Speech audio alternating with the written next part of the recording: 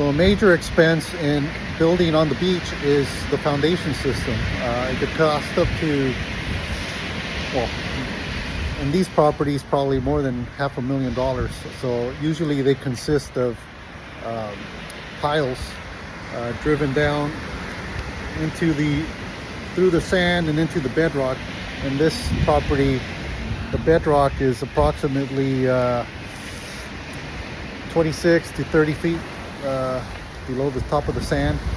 So what we're going to do is we're going to get a company named NV5 to come and test the concrete. They're going to take coring samples and test the concrete to make sure it didn't deteriorate in strength.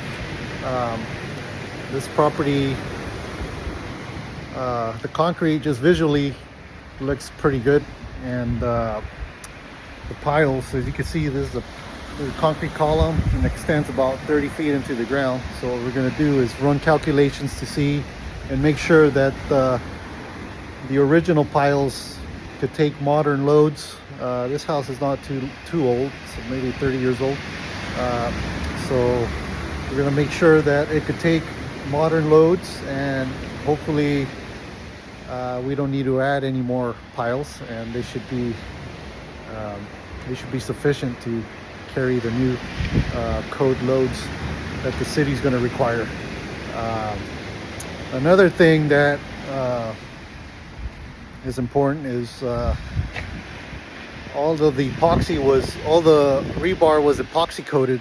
So a lot of it was in some locations, I'm going up here now, some locations it was the concrete spalled and exposed the rebar, so now it's rusting away. It should be nice and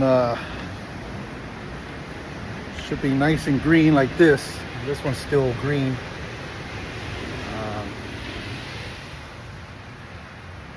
But in this other location over here, it's been exposed and rusting away, so it lost its epoxy coating.